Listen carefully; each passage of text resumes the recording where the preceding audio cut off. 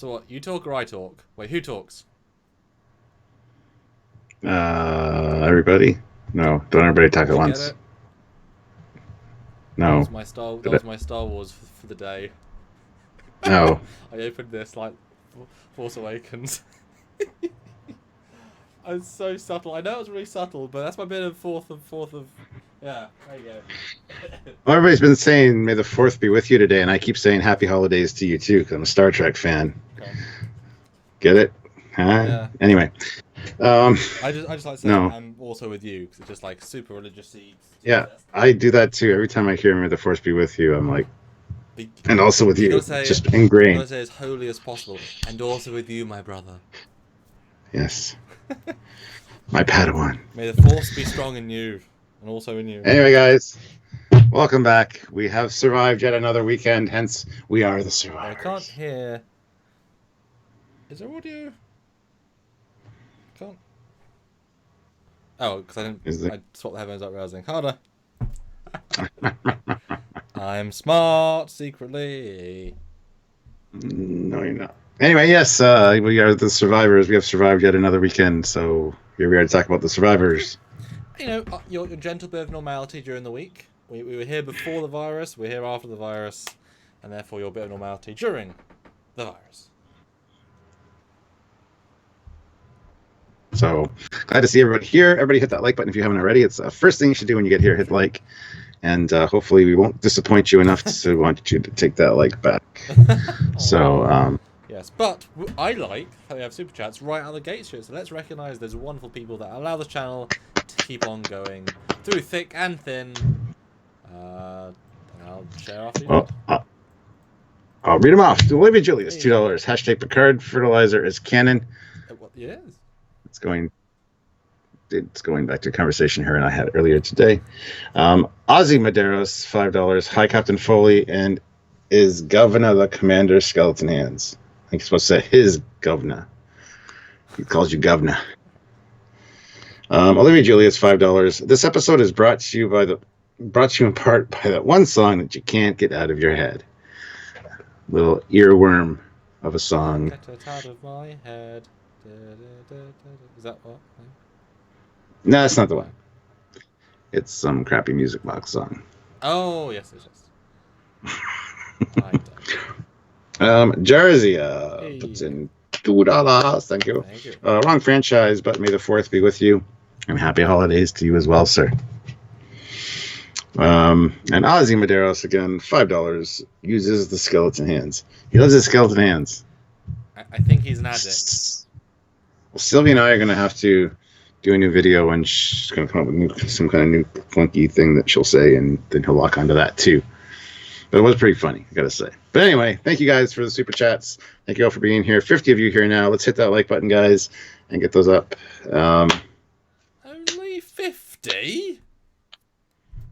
I want to see 5,000. Is that possible? Do you think that's gonna? That would be awesome. I Nice. don't think, not for this review for sure. Well, Maybe yeah. in the future, something that we do. I don't know, But but isn't it nice just to watch both Star Trek, pretty good Star Trek, and also Star Trek where Captain Picard is being like Captain Picard, and all those Captain Picardinisms? Is that kind of, Yes. it's kind of refreshing, isn't it, after a show with the same name? yes. Okay. All right, guys. He's going to share right now, I think, which Apparently. means I get to tell you guys all about super chats and how great they are and how much they help out the channel. Bye. See you in a second. So yeah, if you guys want to super chat and have your question read, your comment, or your question answered, your comment read, you know the diatribe. You know, I say it every time. You can do so, and it helps out the channel. Or you can join the channel at the rank of commander, captain, or admiral. It's another great way to support us as well. And that it's just fun because if you join the lives quite often, you get little emojis for the chat, little sticker things. You get a little badge beside your name. You get name highlighted, so we tend to read out your comments a little bit more. So you get notified, you get call-outs and videos and stuff like that. So it's just important if you want to support the channel and join the channel at the same time. You get a cool rank. You can immediately outrank either myself or Samuel, depending on which rank you pick. So, I mean, hey, it's fun. And you can also head on over to the description box in every video. There's links down there for Eagle Moss and the Teespring store. Gets some cool Trekyards merchandise. I'm wearing one of my Trekyard shirts today. See, Trekyards right there. Trekyards. Woohoo! And on the back, it says Trekyards. I don't know if you can see it. There you go. It says Trekyards on the back. So there's cool shirts and lots of cool stuff over on the Teespring store. And save yourself money on Eagle Moss and things like that. So every video, there's a description, and there's lots of cool stuff down in there. You can support us on Patreon. You can donate through PayPal. Lots of great ways to help out the channel. And yeah, so there we go. Sam's audio is up and down today. Sounds fine, but Sam's lip sync was off. Just could be the signal. Again, it is kind of bogged down because everybody's using the internet. But Olivia Julius throws in $2, 5,000 likes, and I'll donate $100 to Trekyards. Ha! Oh, that'd be nice. Eventually, like in 5 years, should these videos be rewatched by people and it gets up to 5,000 likes, I'm going to hold you to that, Olivia, because you didn't specify when. So there you go. But yeah, Matt Deckard is here. Hello, Matt. How's it going? Becky, the usual suspects are here, so it's good. People have been saying your audio is kind of going up and down a little bit, but I don't know. Hold on, that's not what they meant. I did some testing the other day. And not move it back. Hold on, just save. Okay. Settings. There we go. That should be back in sync. Yeah, I was doing some testing to see. I see what you're saying. Anyway, we haven't done the thing since, so yeah. All right, Stuart. So, what did your well? First of all, what was your preconceived notions of this episode? We just did our what is everything in the season, and we both sort of remembered. Yeah. For me, it was semi-foggy, or at least the subtleties. I knew the basics, just not all of it. Yeah. What about you? Well, that's the problem is though it is basics, because I went into it thinking, okay, I'm gonna get more out of this reviewing because I'm kind of looking in deep. Not really. I mean, it's pretty much, it's not that it suffers from bad pacing. It's just, it's the same stuff repeated over and over again, and even the same shots of the enemy ship and stuff. Would have liked a little more variety there, but it's a fine enough episode. Not one of my favorites, but not a bad one. It won't be very low on the list. It'll kind of be mid-grade, mid-card stuff.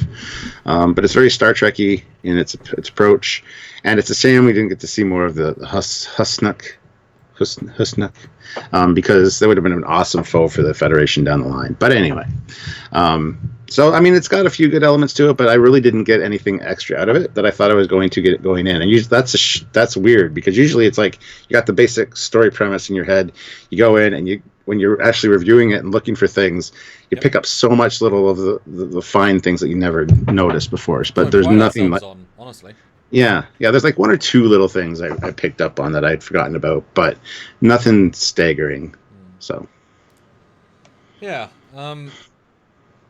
it's yeah. In watching it, I sort of agree about the repeated shots. That's a tricky one to talk about though, because I would equate this episode to, they did a lot of space shots. They tried to put a lot of space shots in, like constant. Some new, but obviously they only have so much money, and they can't just keep making shots. So they tried. You can't really, you can't really penalize them at this era of time, and each shot is like $10,000. They did do a couple, and good for them. But at least they kept trying. You did certainly get a sense of the space ness of it. I like some of the visuals in this one. The greenery on the planetscape. I thought that was a very nice visual. It is a genuinely little good mystery, I think. You are left, and again, I sort of knew the end, but I was seeing how much I didn't remember. So you do feel intrigued. But the what's his name? Kevin. Yeah, Kevin Uxbridge. Kevin is incredibly one-dimensional until the end. Like you said, he says the same stuff. We've had something else recently where it was a similar situation where all the actor does is just repeat a similar motif, and it's like all you're doing is padding your own lines. Like you could add something to the character, you could do something, but if you just give the same dialogue, you're letting everyone else. Now, there's always the vibe that when you get the wife, she's given all the lines to make you focus on her, not him. It's a classic, it's a deliberate technique, so you don't think he's the one, you think she's the one, although he's the grumpy one. But they don't give him enough characterization to really hold the episode until the end. But if they want to really give it some sort of depth, they shouldn't have had the constant, reset scenes. But that's why I think Picard shines in this one especially. Patrick, he deduces, and I said right at the end in my notes, this is genuinely smart Picard being smart. Yeah. It's not necessarily rocket science, but he's smarter in this than any time Picard, the show. Like, being smart, being clever, being observant. And it's interesting, because after the so-called destruction of them, he's in his ready room, and you got to think that it's going through his mind, was I wrong? Yep. Did those people just die now because of me? Yeah. But also it's gambling. You're playing poker, considering that the one photon torpedo suddenly destroyed the ship. It seems a little odd. So I mean, but I would still, no matter how confident, I mean, I'd had moments like this in my own life. No matter how confident I am in my answer that I'm correct, you say it, and then you always got that self-doubt going, was I actually right doing that, making that decision or saying that thing? So it's really interesting, and they didn't really play on that too much. But just the look on his face, the way he was sitting in silence, it's almost like he was contemplating it. It was more the lighting. It was very grey. They didn't light him very well on purpose to kind of give him that lack of clear vision, literally and figuratively. But yes, certainly. But I was kind of surprised the shift in focus. It feels as if it's going to be a sort of Riker episode with how he's go-getter at the start, and then it shifts radically into being a Picard episode, which is fine. Mm-hmm. You just like as soon as he says hi to Troy, it like shifts. He practices all the scenes. He's good in them, but I was kind of surprised by that shift. And I do think Kevin was underserved, but they couldn't have had two people be that interesting. Otherwise, it would have, I guess, detracted from everything else. But yeah, the balance certainly wasn't there. In this, but it is a decent mystery. But yeah, you're right. It's not 3-dimensional enough. Should have had some other layer to it, some other level. Yeah, there's just something missing from it. Jeff Jacobs throws in $2. Good show, nice channel. Thank you. Hit like, hashtag make Jeff pay. And Bryce Hardy throws in $5. I was troubled by the moral hazard of sympathizing with and letting Uxbridge off the hook. He genocided an entire race after all. Yeah, but at the same time, he's also thousands of years old. He's immortal. We, as humans, I love how Picard put it. We have no law that fits your crime, because what are we going to do? But considering he's living as a human for 50 years, and he chose that, I mean, the right thing for him to do would be to face the consequences of a life in prison, which would be forever. Well, I mean, you wouldn't. You'd say, yeah, but it doesn't work. The thing is, his punishment is just to live on this planet with the ghost of his own wife. Yep. Every single moment, you're like, this isn't real. That's punishment enough. Being in a cell, think about it, is actually less good because you're not facing it every day. Yep. Yeah, it is a weird ending though, and I know we're sort of jumping around a bit because it's kind of a simple episode. I think it's fine for this. Just have a little debate about it. It does feel a little bit out of field for Picard to say we'll move on. Yeah, but it's such a weird situation. And they do make a specific way of saying the Husnak, whatever they're called, were extra mean, barbaric beyond. And I was thinking the entire time, well, why don't we ever see him again? And then that's why, because he killed all of them. But it's kind of like, I guess it's kind of like evil with evil. He uses evil to kill a greater evil, and it would have been. They're not all evil. I mean, the women and kids, no, don't know. I know that. But all I could think of when he was saying this was Anakin Skywalker. Yeah. No, I killed them all. You don't understand. Not just the men, but the women and the children. It's like, whoa, chill. I ripped their spleens open and ate their entrails. Anakin, what? I was hungry. But it would have been nice. I think this might have been a nice addition to the end. If when he'd said the Husnak, Picard said, "Oh, we've had dealings with them. They've destroyed 12 colonies so far. Like, give us some context of they are really bad, because a one-off is such a one-off. That would have been a nice little touch. Or at the end, him turn to Riker and say, you know, the Who Snuck are gone, and Riker's like, I mean, I don't know who's gonna be complaining. My aunt lost her son. You know, the USS Dilla was lost to a battle with them. You know, I think it would have been fine to invent them as like a major power out of nowhere for that sector, and then you know that would have been more of a bittersweet ending of like, well, they were genuinely a menace. You know, how many people, well, in Starfleet would have wanted to kill the entire Borg to stop the threat? So you know that just happened to have been carried out this one time, and how many billions might live extra because of that? You know? Yeah. Yeah. Eugene though throws in 1,000 rubles. Hey, Hello, Eugene. hello. Good Beautiful episode. The thing I like the most is hard to be God vibes at the end. Sorry for such an obscure reference. No, it's fine, Eugene. Yeah, it makes you wonder if I mean, there was talk in the comments on Facebook for this. Was he a Q? It's like, no, he's probably. There's a lot of these omnipotent, like long-lived or immortal beings floating around. Did they know the Q? Who knows? I mean, it's somebody that could have came back at some point. He could have decided to leave the planet eventually and whatever. But yeah. Well, if he can kill every life form of a race at any distance, he can just with a thought. Yeah. He can just make his body somewhere else. I mean, there should be no limit to his power, ish. Well, he even said he's lived in this galaxy for thousands of years, which implies that he came from somewhere else as well. That's always a nice out, you know. Say, oh, I came from some, you know, makes him even more alien. But yeah, obviously not a Q, but it is weird how TOS especially invented so many. There should have been a book or an audio drama with all of the omnipotent species in one place. And it's just like, you know, Organians and Qs and this guy. He's a one-off. He's like, and this guy, and Kevin. It's Q, the Organians, Kevin. The almighty Kevin! That's good. I like that. Yeah. And you've got, like, the young Q being like, who's this old guy? No, boy. He's Kevin. Kevin? Yes, the mighty Kevin. He was around when you were just a baby. I was a baby last week. Yeah, but you know what I mean. We're all babies. What? Yeah. Yeah. Yeah. Yeah. Let's get into the episode.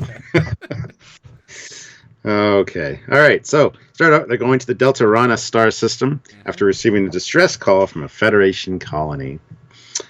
Did they say how many days, weeks ago? No, they didn't.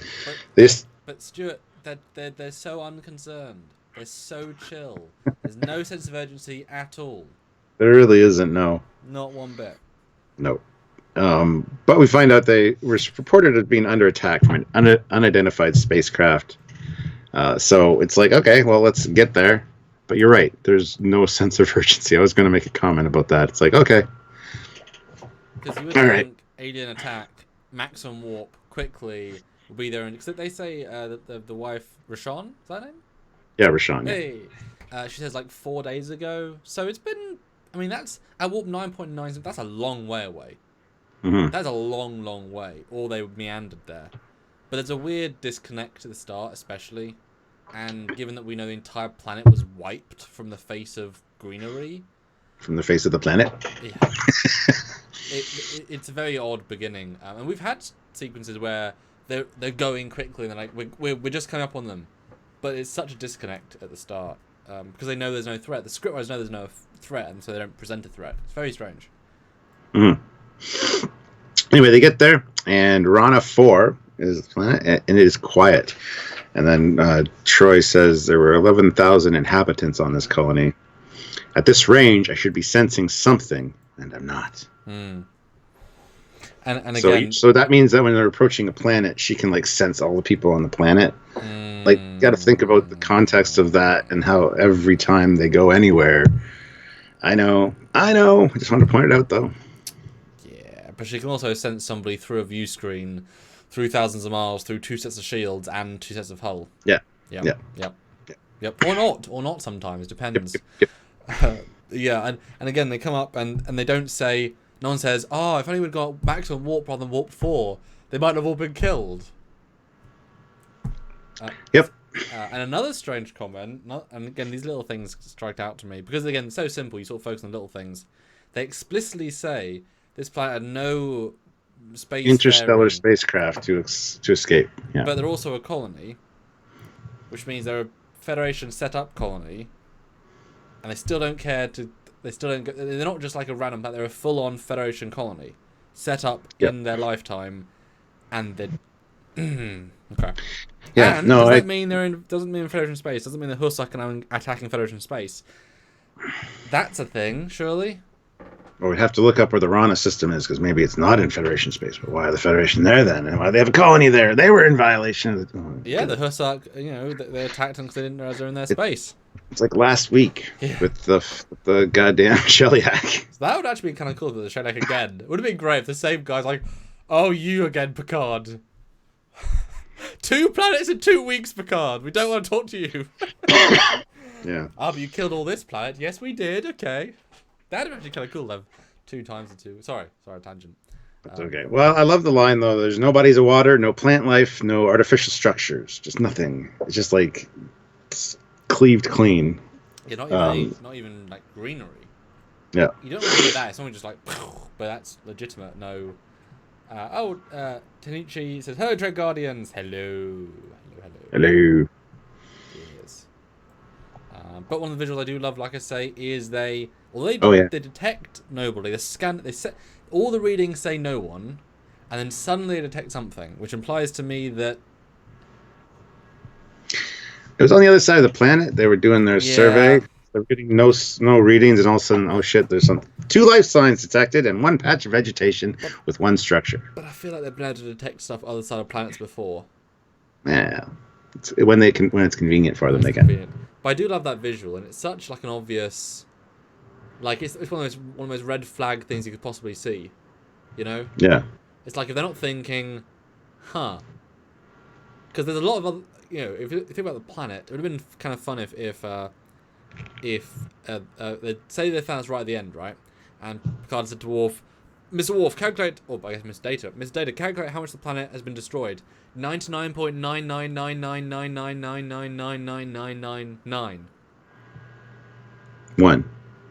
Yeah. 0.1. I mean, this is nothing. I mean, it's just it's just to think about how much has been destroyed. Except that, if this isn't magic, like I said, they should have. It's a good idea, just not quite realized properly. Yeah, just still a great visual though. Just a little green splash. Oh, and also Beverly's hair is better. Beverly hair is better. Yes. The wig has calmed down now. Before they go down though, because they're going to beam down and find out what's up. Troy says, "I sense that there's something different about these 2 people, but I can't quite figure out what it is." One's dead. That's different. And this is the first appearance of the new Troy uniform, by the way, guys. The blue, teal, turquoise, whatever the hell color you want to call it. Yeah, it's a bluey green, yeah.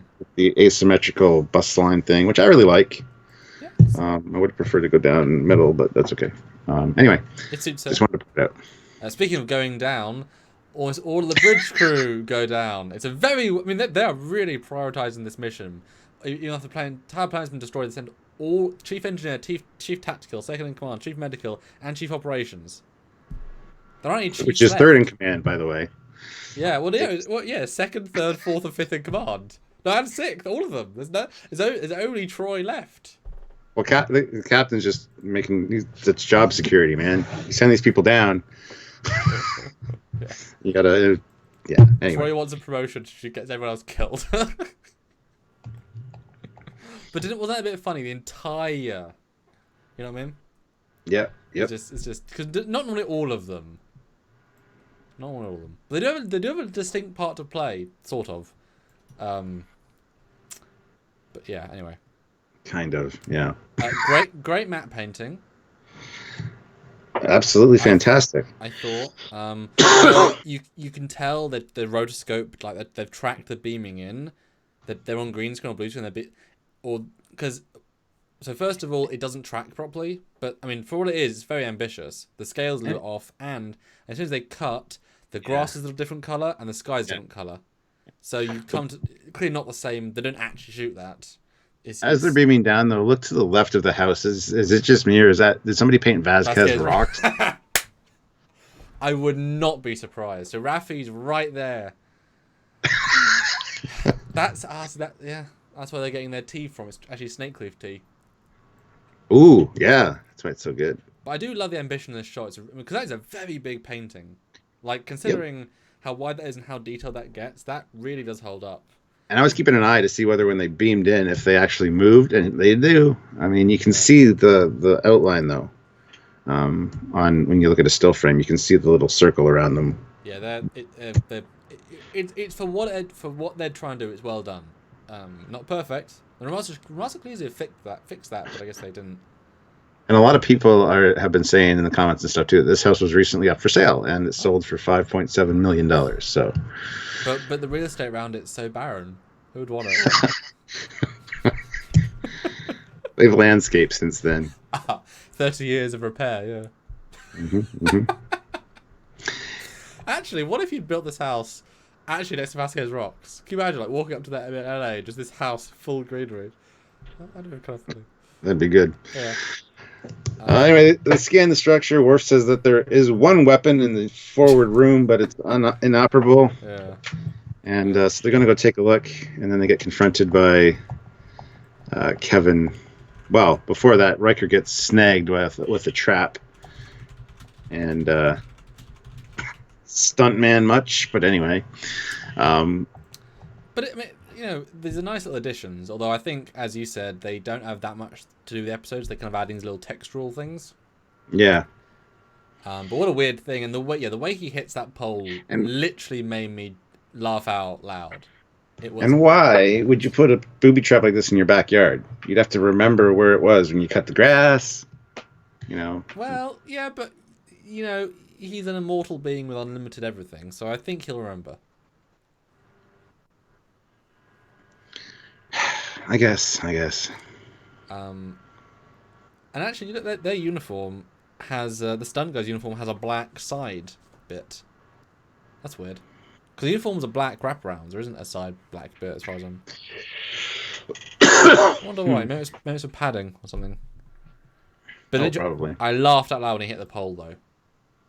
It's just funny. You're very mean to people. It was just funny. But yes. Anyway, so Kevin comes out, and he's pointing a Romulan disruptor at them. Wow. Yeah. That's okay. It's okay. It's fine. We haven't really seen them being... Well...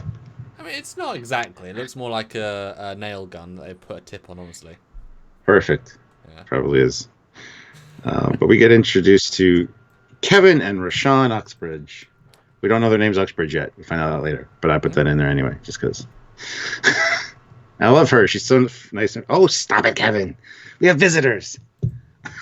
Yeah, and she like can't tell they're human, and it's like, you know, the Federation settled you here, and they wore uniforms similar to that. And you lived on Earth. And you met on Earth. 30 years ago. I know they've been married for 50 years, but they moved like 30 years ago or something. Anyway, yeah. But it's it's weird they would say, "Oh look, Kevin, they're human." I could see that, woman. Well, shut up. After the attack by an alien species, though, you'd be like, "Oh, good, it's humans." Yeah, but Aish is dead, so I don't know how much she remembered. Like, he's not going to give her all the memories because she doesn't remember going to fight with them. So that, like, why would he give her all the horrors of the memory? And he's not the same as anyone. Yeah. So And Norman Buckwald in the comments, good trap, nice yard. Wow, awesome, I love it. But it's just a funny reaction they both have.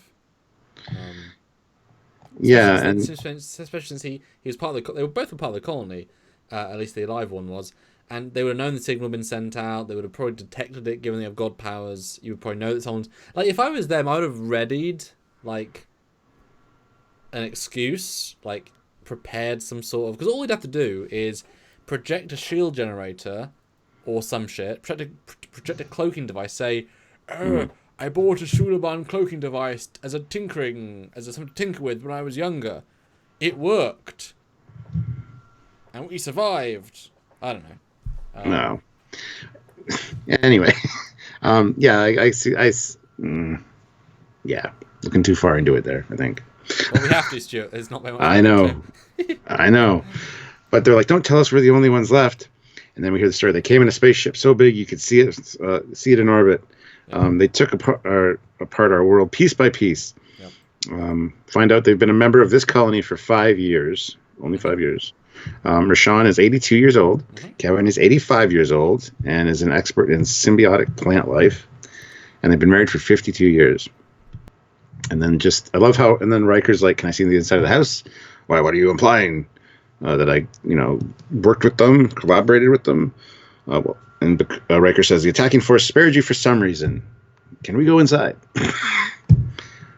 And you got to think. I mean, the first time watching this, if you didn't know, I don't remember my first reaction to it, but I mean, it is a memorable episode. It does stick out.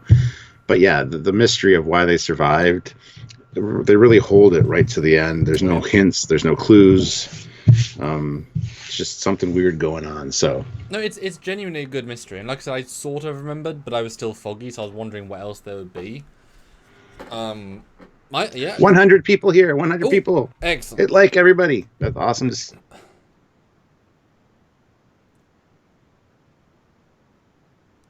Other species good, but they didn't kill his wife. What? Shit. What was the last thing I said? Wife. That's all when he came back, that's all I heard was wife, and I was like, what? Oh, I was reading Laughable Larry's $2. Could he have wiped out other species like the Borg? And I said, yes, he could have, but they didn't kill his wife. Yes. Yeah. But it's like Q. Q could also do it. Great power and all that. But it would have been responsibility. Or great mischief, as Q would. Yeah, with great responsibilities comes great mischief, is Q's philosophy. Would it have been more interesting if they'd had a son or a daughter and they'd been the survivor? Because then the gruff dad is just the gruff dad, the mum is a nice mum, and the child is pottering around. Maybe the child goes up with them to the Enterprise, and the ship comes in. Like they have to be, maybe that would have been more interesting. Like go even like a 10-year-old. I don't think so. I don't know if that would have made. Like you're saying that the son survived, the wife didn't, or what are you talking about? I'm saying the reveal isn't that Kevin's the alien. It was that a child they had was the alien, and Kevin. Yeah, maybe Kevin, when he took human form, became human, but the child had powers, and so Kevin died with the wife, and the child survived, and the child then replicated it, and then the child. That'd be interesting. And the child's in the whole, but say a daughter, girl perspective. Actually does visit the Enterprise, does almost want to be rescued, and exactly the same as it plays out. But you get that perspective, and I'd rather stay here with my family because I can make them as real as they were, because they always they're gonna I came from them and I can sort of recreate them, and cause that would have been another level of reveal, like they're always sort of there. It would have taken any suspicion of him being something sketchy, even though there was no indication of it. No, but he's too gruff, though. He's weirdly the same gruff. Yeah, but that doesn't mean he's an alien. Well, no, but they're dodgy in some way. Like something dodgy has happened here. That it's probably them. That's what you think going in. Something to do with them. Yeah. But yeah, you wouldn't think God alien. Yeah, Area 51. I was thinking the same thing. Kevin going all Clint Eastwood from Gran Torino. Get off my lawn. Jeff Jacobs, $2, 101 watching, 69 likes. Let's get our 100. Hashtag make Jeff pay. Yes. We can get 100 likes easily. But I do love her acting, though, of Are They All Dead? It's very genuine. I like it plays out very, very real here. I think they do a good job. And then you get Data on a very weird... Hold on just 1 second. Continue talking for a second. Yeah. And then you get Data on what I think is a shot on a different day. Because look at that lighting. It doesn't really match. I think it's just a white wall with some greenery. And he gives them exposition about who they are. Fine, fun. I like this Riker, him. A lot of dubbing in this one as well. This week. A lot of dubbing. And then we get a rather nice house set, I think. Cool. I'm back. It's nice eventually just make a nice house set. Just like gentle, like not even that alien, just house I set. wonder if it's the actual house though, or if it's just another like soundstage set. It's kind of simplistic, but I mean, you got views out the window, so I'm wondering if it is the actual house. Yeah, well, it's alien. Cheaper. Well, it's nice. They would spend more money on the model shots than on the set interior. But I quite like the fact that Worf says congrats about the phaser. Yeah, It's your nice. attempt to hold this away team at bay with a non-functioning weapon is a feat of unmitigated gall. Didn't fool you, huh? I admire gall. That's nice. That's a good little beat. It's kind of wasted in the grand scheme. Doesn't really mean I had nothing. forgotten about that. That was one moment I liked, Yeah. and it's one that I completely forgotten about. So So they keep giving Worf lines about finding those aliens attractive, or this, or little like one lines of like, okay, Worf, you do you. And I'm kind of surprised how the, well, can I first of all call out, that's not a music box. This is not a box. For a music box, Exactly. it must be in a box. the script said music box and didn't bother to change it because that's all they could find. Yeah. So I think I you'll kind of agree, caught that too. it's not a music box. But I'm surprised how Yes. little that was like focused on. But there's a music box underneath it oh, on the other shelf. I don't know. Yeah, Brent just picked up the wrong prop. They just stuck with it. But I'm surprised how little they focused on it. Like I say, you'd think it'd be more important. And didn't Data see a music box in season 1 on some alien planet? Something like that. I got flashbacks to a similar moment. Not that I recall. Well, it reminds me of, what is this? It's perfume. What's that? Well, it makes you smell People use good. it as an aphrodisiac. What's an aphrodisiac? Really? Your dictionary knowledge doesn't tell you what aphrodisiac means? Data, You have to have Riker explain it to You you? got poker in your brain. You don't think you know what a perfume is, you idiot. Eugene, 250 rubles. They should have shown music, not box. Much, much later. They should have showed music, not box. Much, much later. Yeah. I don't know, or it'd been like an alarm clock in the room, or some or maybe more would have been not kind of nice if it was more like a what do you call it, a old fashioned vinyl player, and they're playing a song, and it was always on in the background. We kept focusing it, saying, and every time someone would go in the room, they'd say, "Oh, I noticed that." Riker would say, "Oh, I like that," and because like, "Oh, you like the vinyls." It's very old. It's like, yeah, it's very old. And that's the music that she heard. The weirdest part about it is Data picks it up, asks about it, you hear the music, and then all of a sudden you cut to the Enterprise, and Troy's starting to hear the music in her quarters. It would have been, and later we get the explanation that she was, I couldn't hide from her. She was trying to, Mentally figuring snooping. it out. But there was no evidence of this. There should have been something like she was on her way to the bridge or something. That's when the music started, because she was going to tell Picard there's something fishy going on. She was close.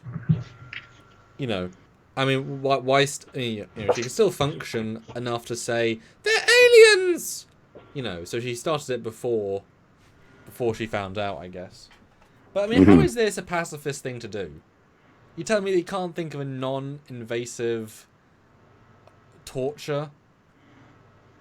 I mean, I know it's wiped out the species 4 days ago, but I mean, and this is chump change, but you're hurting her for 3 or 4 days, or for 2 days. I mean, this is torture.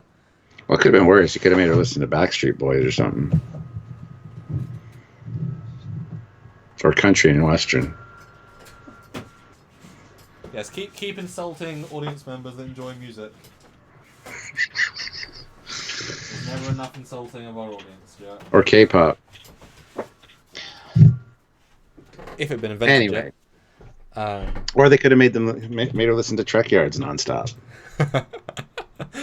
That'd be a re-edit, wouldn't it? At double speed. I know. I dare someone to re-edit this episode now with us talking about Discovery ships and bullshit TNG. Yes, my son. I like that.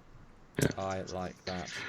So Riker looks around the house. It's just a normal house. Nothing peculiar about it.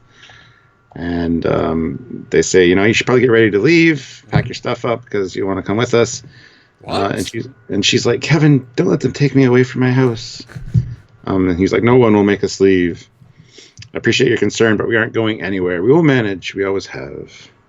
Well, Riker says, I can't make you come with us, but you know what one of these is? Gives him his comm badge. Take this. We're going to be in the system for a few days at least.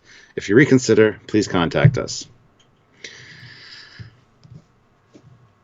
I mean, he needs a new communicator now. Just saying. It's a nice way of doing that. You don't really ever see that. So it's a nice touch. Computer, where's Commander Riker? Like 2 seasons later, he's on Rana 4 and in his quarters. What? Yeah. Jarzia, $5. Troy's brain. Look at this photograph. Every time I do it makes me laugh. Troy crying, make it stop, please. That's Nickelback. I like Nickelback. So take that for what it's worth. Yeah. But again, odd that they ask, have you seen one of these before? And it's like, yeah, they've been around for like 70 years, and you know, and we even now know, like in Picard, even civilians use like comm badges. Yeah. But there's a weird anachronistic timeline with them later on that we'll get into, because it's weird. We'll get into that at some point. But it was interesting though, again, to watch this kind of first time again, how adamant they are to stay. It feels so odd, and in a minute they even say, you know, they have no water, they have no food, like they have no ability to survive.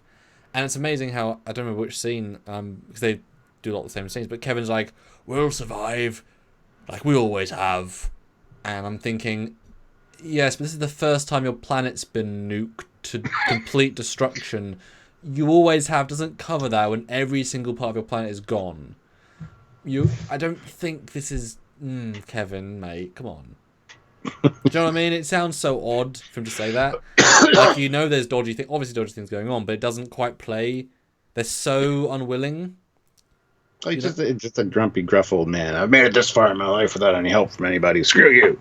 It's kind of that attitude. So yes, but the planet got nuked. So hey, it wasn't nuked. It was like carved up fine. Yeah. Okay. Oh, and then anyway, you get Riker perving at Troy for the entire meeting. And she never he's once. concerned about her, but I yeah. know. This is a lot of looking. So we get the conversation. Picard's like, are they collaborators? And he asks Deanna, because she looks preoccupied. She says, I can't sense them well enough. Riker goes on to say, there is a fusion reactor located in the house, good for another 5 years of power, but their water table is tainted. Yep. They have nothing to feed themselves but a small garden. But then again, it makes you wonder that if he's recreating this, why would he recreate the house to be not able to sustain them? Why wouldn't he create the house with clean water? Well, he did, but based on the scans of the planet, the water table around them is tainted. So they just assumed that, you know. But But they say there's no water on the planet, so I assume there's only water in their patch, and their patch is all fake.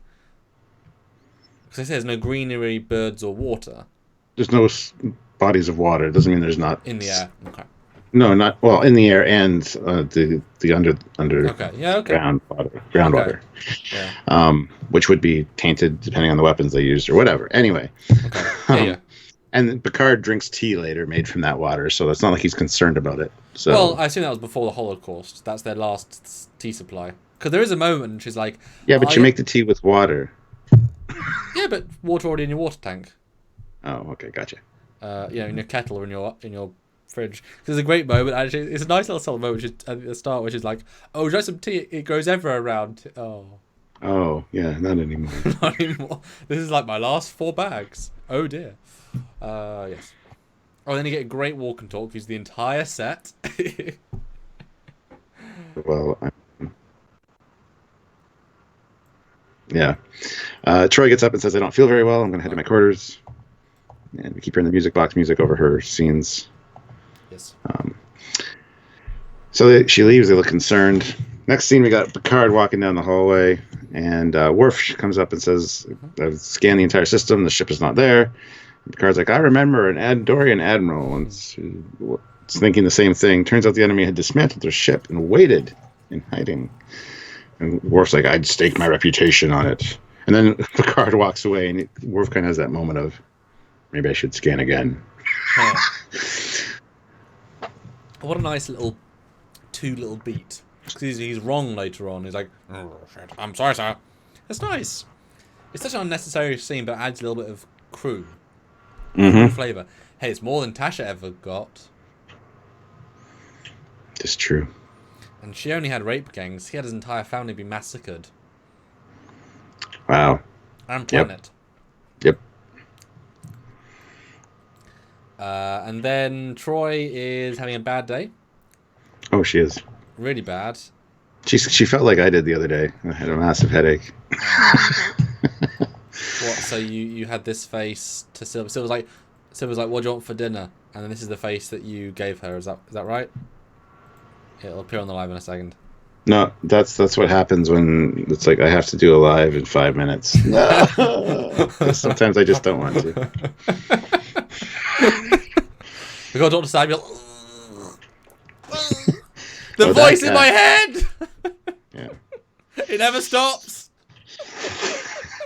Hey, good parallel. Well, more for you because you do the editing and have to listen to me all the time. So. Hello. Who's got fertilized by Trekyards? Hello. Oh my god. Anyway, Picard comes in to check on her, and she like brushes her hair like everything's fine. Area 51 throws in $5 at the same time and says maybe Troy should try jumping up and down to get rid of the music. I would approve of that technique, especially with the new dress.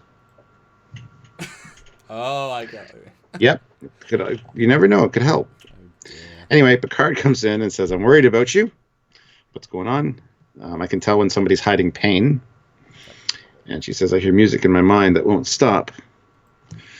So that's basically the summation of that. She's like, take a rest, take whatever you need to, any medicine you need to take to get some sleep. So I love that he checks up on her. It's nice. Because normally he wouldn't, but the way she left, and it's not typical, So it's more plot than anything else, but I also think that there's not a lot happening, and he kind of. Well, this is one of those moments that we never see, that he probably does quite a bit to check on people, or it's just one of those things that it's not plot driven, so that you never see it. Yeah. If the captain would just, hey, how you doing? All right, good. Yeah. Kind of thing. Well, I was expecting Riker, honestly, given he was looking at her the entire time. Yep, and he cares about her. He knows what she's like. So yeah, absolutely. So I was genuinely quite surprised. Like, oh, that's actually kind of a nice touch. But I do think Picard is very mission orientated, as he should be as a captain. So I think he's also thinking, she is my ace in the hole here. She can sense something, so I should go check on her. So it is still a little bit mercenary in a sense, but should leave naturally. I'm sure he still got the body language of her quite easily, but it's a nice little scene.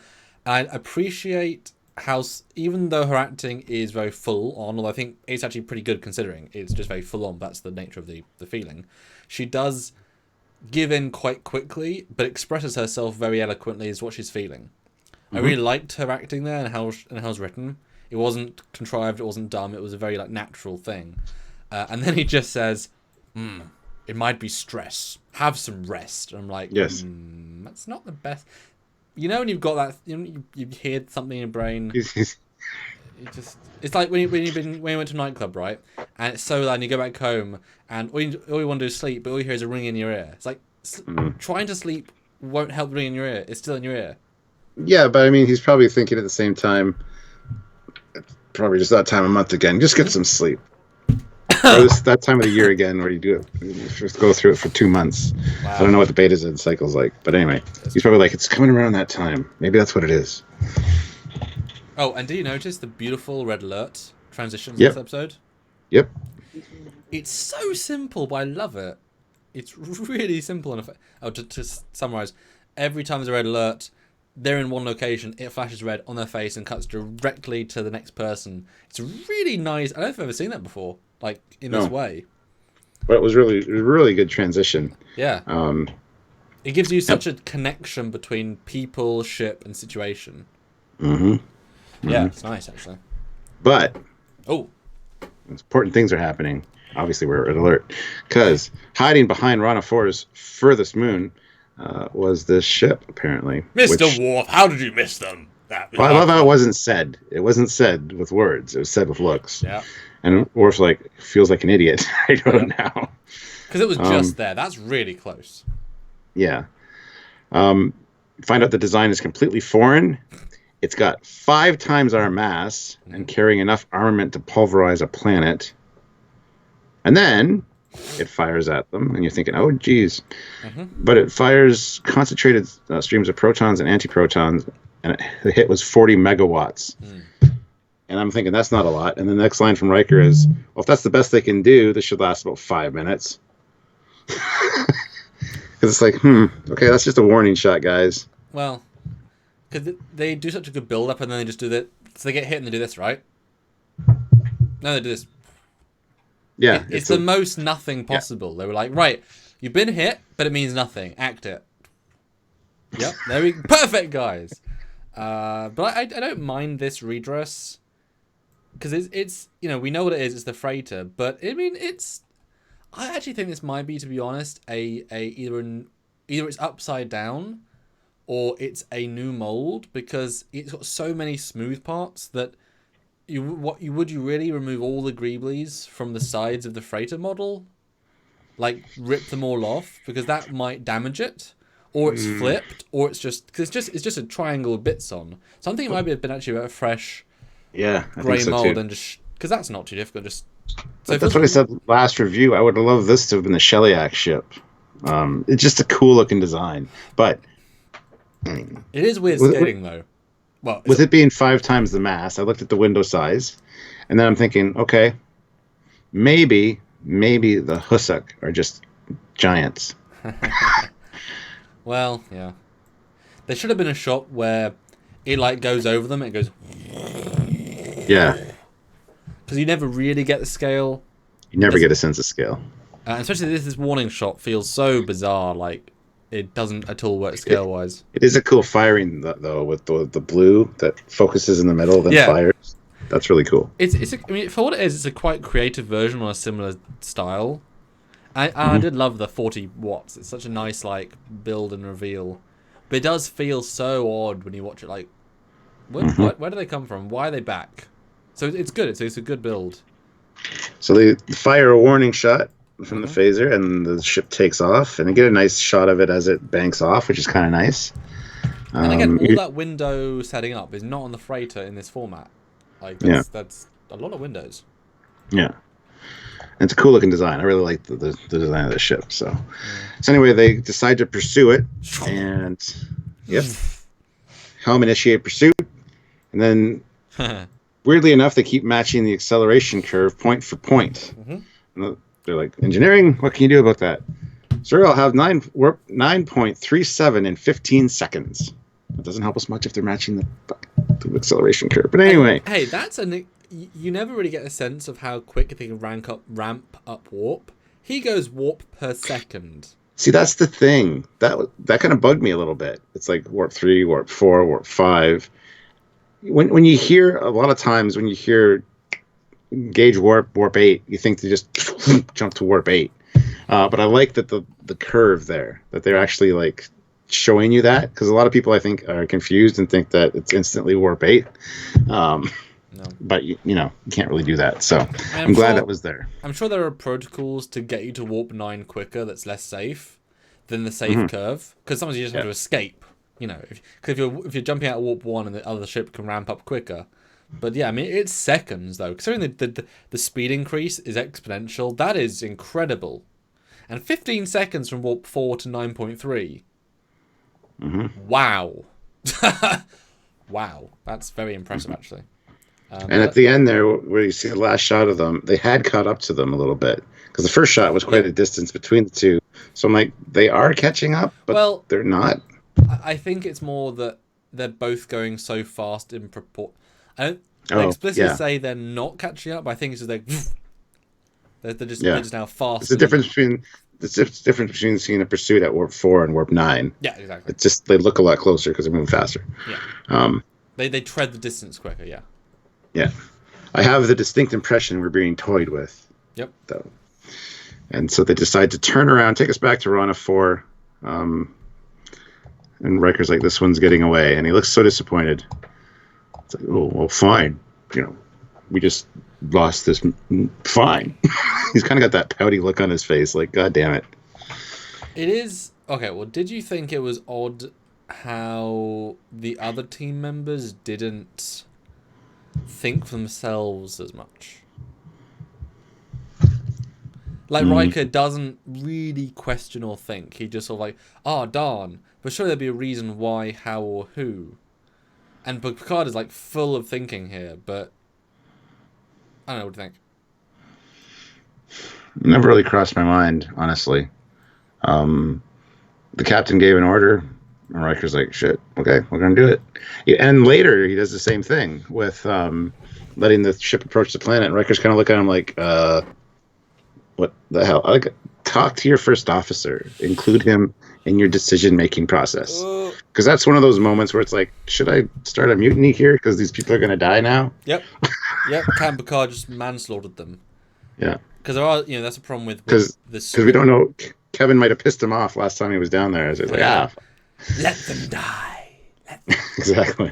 But there's definitely a distinct moment where even the line "there's no time to explain" is wrong. It would take 10 seconds to give the hunch. It's fully for the audience. That's one of those movie conceits. It's sad, it's weird, whatever. It's like when Thanos, loses the Infinity Stones. He would feel that. There's no moment of him going, oh wait, where did the infinite power go that I was feeling through my body? Wow, that's weird. But it's narrative. Cinema. So it's one of those moments. But I do like the shift here, and Picard's wheels are turning, and yeah, it's interesting. I don't think they're quite turning 100% yet. He's just like... But it's so weird that the story must be with the people, not the ship, because they didn't kill them again. Yeah. They could easily come in, kill them, destroy the planet. They held back. Why did they hold back? Why do they run and not shoot? Why are they not trying to run away faster? Why are they matching our speed? What if we went off forever? There's nothing makes sense, and therefore it's more about the planet than about the ship. It's good. But Picard beams down with Worf, and he brings them a matter replicator. We don't need it.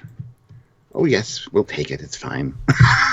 These two curmudgeons. I brought you a matter replicator. Next line is, we don't want your crap.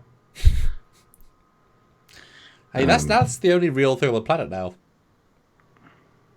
I would definitely take a replicator. Thanks. But do you know what I mean? Awesome. If he turns off the illusion that it's just a replicator standing in a crater. Well, and Picard and Worf. Well, I mean, if they're left, yeah. Oh, yeah, gotcha. Yeah. Hey, but how generous is that? There are other episodes where they don't give people replicators. And they just gave it to them. Nice.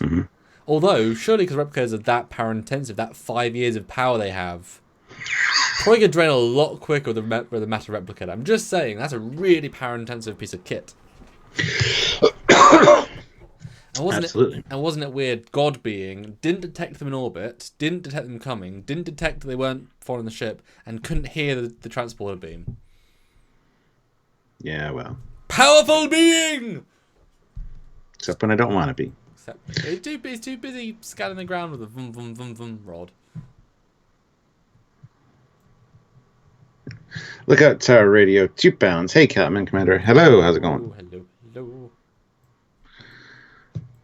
So they get invited in for tea yet again, because that seems to be the only thing she can offer them. And then we see Troy screaming and yelling and please, I'll do anything to make it stop. Just make it stop. And 2 nurses that don't say a damn thing or try to help her at all. Yeah, and I'm thinking, if I was that nurse, she just said to me, I would do anything. Oh, but then there's 2 of them there. We didn't notice that at first, though, because I just saw the one. And then, Beverly comes in and gets to the bed, and she's like going to induce sleep, but delta sleep, so that even block out the most crazy dreams. She says, it's not a dream. So anyway, there we go. Yeah. But it did seem weird that 2 nurses are there who didn't do jack. They're obviously not trying to help her at all. And if they're not going to practice medicine, I know they're waiting for the doctor, but what do they come in and say, oh, this is out of our pay grade, Chief Medical Officer? It's like, why be there? Why is there 2 of them? Yeah. It's just to move her from the bed to whatever. It just feels really dumb. Basically, they didn't want to pay the extras because as soon as you give an extra a line, you have to pay them a whole different scale of money. Mm. There's loads of times in Trek where the extras really should say something. They should respond in some way. Just silent. So, oh, I have no opinion. Oh, we're in trouble. Mm-hmm. Do you have an order? Oh, I can't say that. Mm-hmm. So now we're having tea. We find out their story. They met on Earth on a cruise ship on the ocean, and it's basically the story of Titanic. He was wearing threadbare clothes, and her parents didn't like him being around, and then she asked him to marry him like after a few hours of them knowing each other. 2 hours. Yeah. So nice little story. Is it though? Nah, it's fine. It confused. It's the least important thing of this episode. So. No, because it gives me it led me in a mental direction that didn't go anywhere. I say that this episode takes place in 2366. They met 50 years ago in 2316. Why was he a student with no money to his name and no food? They basically say he was poor as all hell. Why is he living on Earth, poor as all hell, on a boat on the ocean when they explicitly say earlier on that cruises and things are weird? That's why I said it was Titanic, because it's the story of Jack. And he's got a threadbare suit. Nothing they're relaying would have happened in 2316. These are things that would happen in 1941. So I instantly got the thought, oh, they actually died 500 years ago, and he's brought her back for this long. Because I don't buy it for a second, then 23... that's interesting. Because then the story makes more sense. They're on the ocean, he's poor, in a suit. But they used to live on New Atlantica or whatever, which is... Yeah. So, yeah. Earth, though. But it seemed like such a story of... Like, they're not that old, guys. I mean, threadbare suit. Guys, no one has to worry about food, drink, or supplies. You just go to Replomat and ask for clothes or drink. It was just a romanticized version of the relationship, just to make it interesting. Because they've told the story how many times over the course of 53 years to different people. I know, but there is no poor. It was a weird... there is no poor.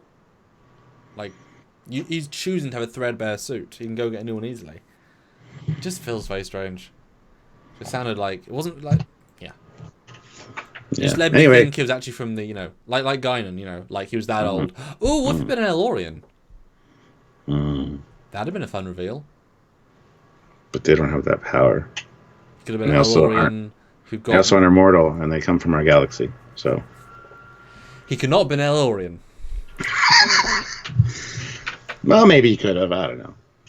Well, it would have been kind of nice if Guinan had seen him and be like, Kevin? Guinan? It's like, God damn it, why should every immortal being? I call him Kevin. I go by Kevin now. Kev? Oh, Guinan. I see you found a new wife. Excuse me?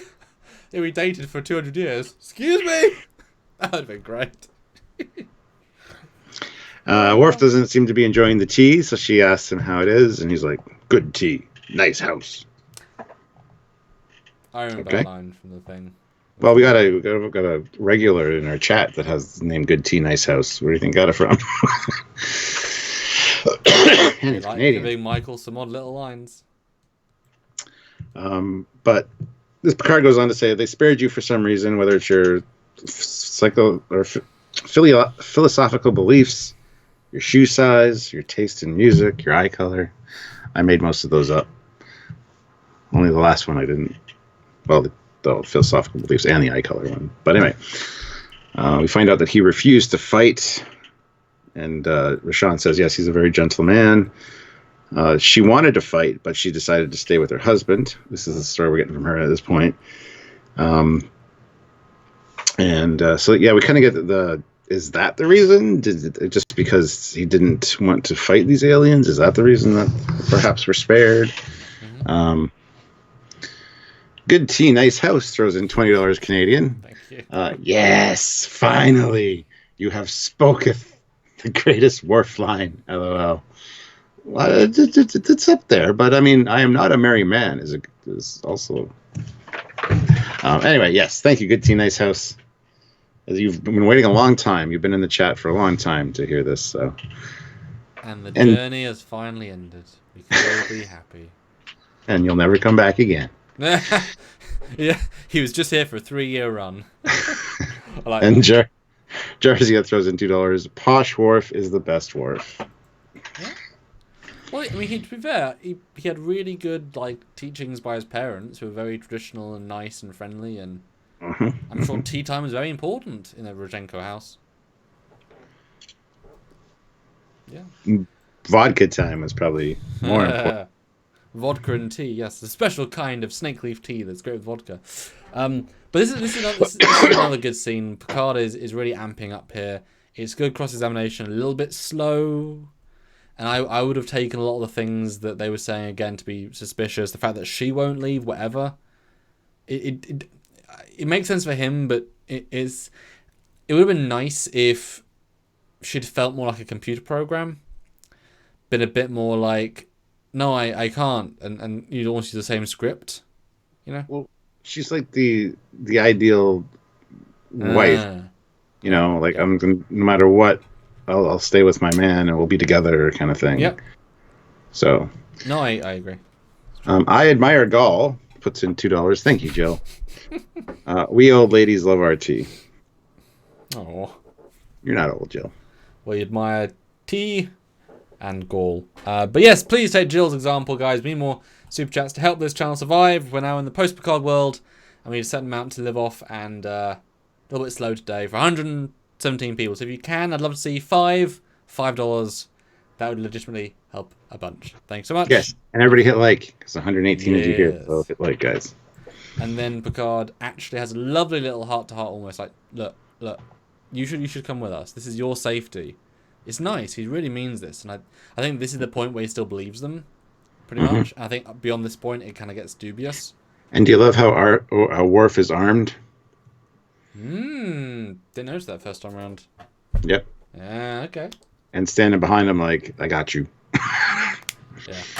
It's like it's not really necessary at this point. Like they're not gonna, the Hussock are gonna beam down or anything, so it almost makes no sense. But when you're thinking about if Picard was suspicious that something was going on and he was going to question them, it could have led to something. So he had Worf go down armed. And I'm absolutely sure that Reich would say, "You're not letting me go. We'll take Worf then." Fine, number one. Like, no, I agree. Would have been nice if Data had been there as well to kind of like scan, like do a more invasive. Because I'm sure, I mean, there's a whole thing about God, about how he created the universe with 7 billion years on the clock. Could he create, or did he create it? If he created it 6,000 years ago, he created it with 7,000 years on the clock, which makes no sense. So I was about to say, it could not Data do an intensive scan of thing and have it like Soji in Picard.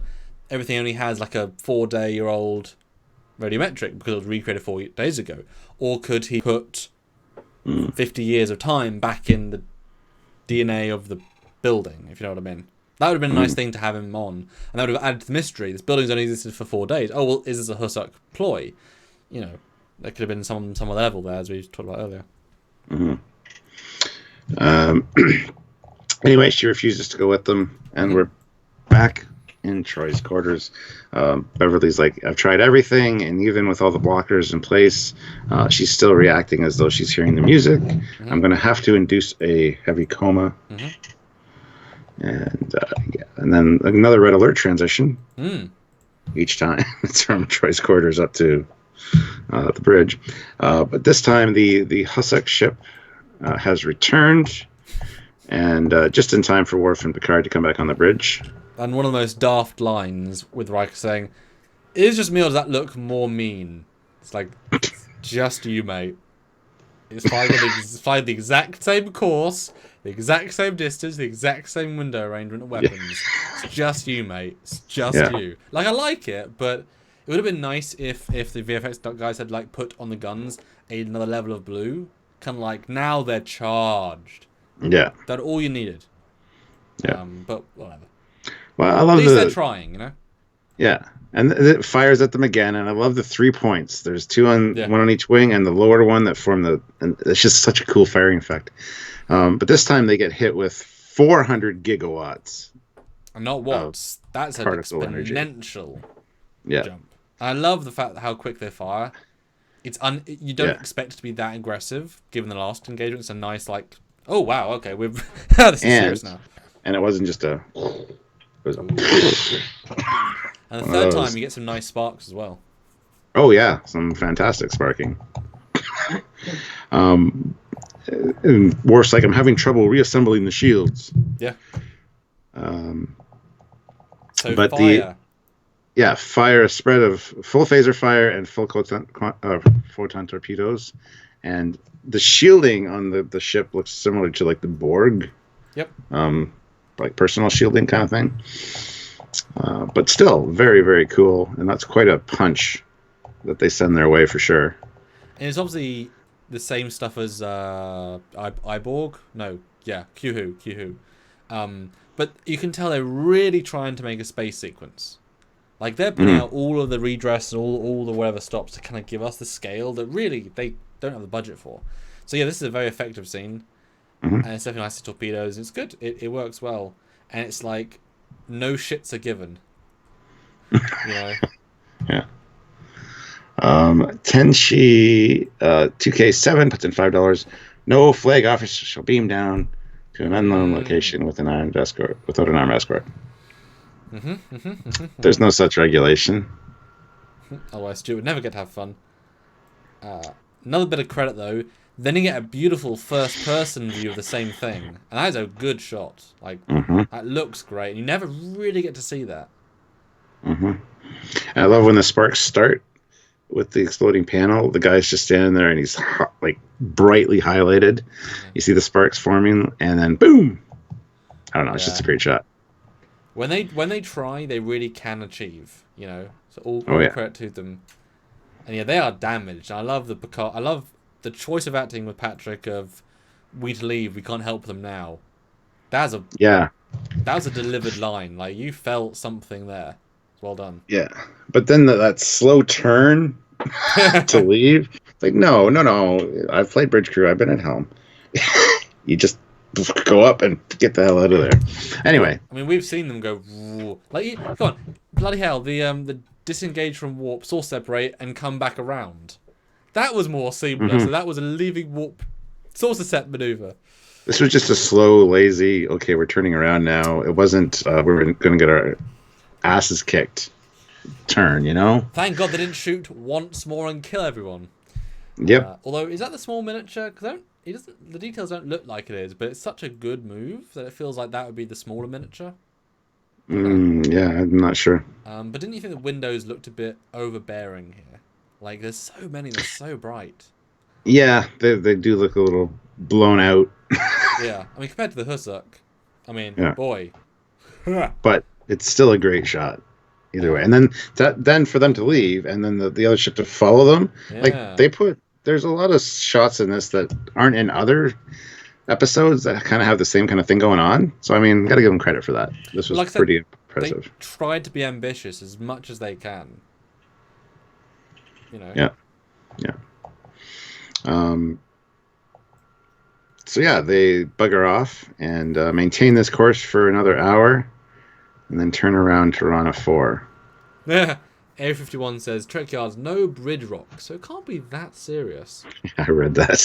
That's good. I like that. Oh, that order doesn't come yet. Hold on. The maintain course for 1 hour thing is in a second. Because he goes down to Troy's quarters, talks to the doctor, and they postulate it's a psychic. He's putting it together now. Yeah. So then he messages Riker and says, yes, maintain this course for another hour and then turn around and return to Rana 4. And Riker's like, well, we still won't have shields restored by that time. But doesn't matter because we're going to go back anyway. And I love how quiet it is to be nice. He's like, it's okay. No, it's interesting. And you can see he's like, I'm going to risk it all. Because Riker says explicitly, our shields aren't working yet, Captain. They won't be. He's like, do it anyway. You heard me. And that's like, you can imagine everyone on the bridge, like Data turn around or Wesley turn around saying, but, sir, doesn't that mean we won't still have another attack? the captain must have his reasons. And Data turns and says, yes, the chance of survival against one more shot is 1%. The captain has his reasons. And Worf is like, better be good reasons. You know, you can imagine this little chat of him saying, Jesus Christ, what are we doing? For two people that don't want to go. And Pretty crap much. tea. Pretty much, yeah. We get a shot to the music box quotations. But to be fair, what would you call that? The music snow globe minus the snow. But like, what could you call that? Like A musical knick-knack. A musical doohickey. A musical tchotchke. I don't know. Music dome? Yeah, it's not really a thing. It's just I don't know. But they're dancing away, la da da da da, and then Picard walks in. He's like, "Why are you returned?" Picard's like, "This is the second time that you've been surprised by my appearance." Yep. And this is a great back and forth between them here. He asks, you resist, you wouldn't fight them. He says, "I wouldn't kill." Picard says, "Would you kill for Rashawn?" And he says, "No, I wouldn't kill for her or for anyone." And Picard's like, "You know what? My crew's gonna hate me, but the Enterprise is gonna remain in orbit for as long as you two are alive." Yeah. First time I heard that, I'm thinking, "Holy shit! 30 years in orbit of this planet. You got some explaining to do to Starfleet."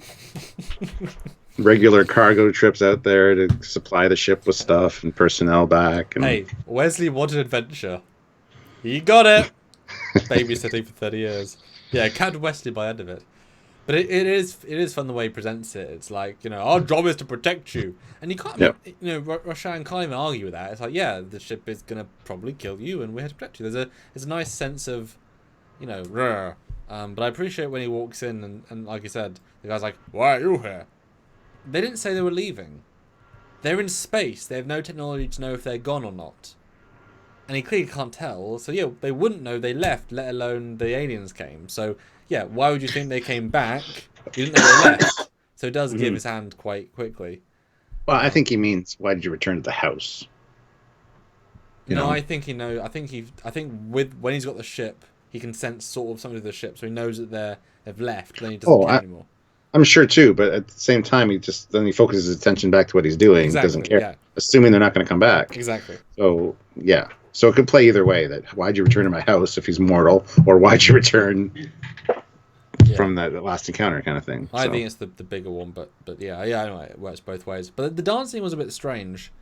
That does make you think they're both in it together, do something dodgy, because it's such a positive act considering the planet's gotten destroyed 4 days ago and they're dancing.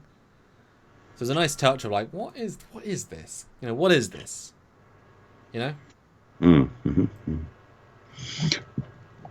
But they return to the ship, and guess what? Out of nowhere, they return. And they're like just in the upper atmosphere. Like literally there. And he's like, "Data, why can you detect them?" And he says like to Worf, says, "Don't worry, you weren't going to." Like, he couldn't bother to bring him out of hiding. They're just there. Yep.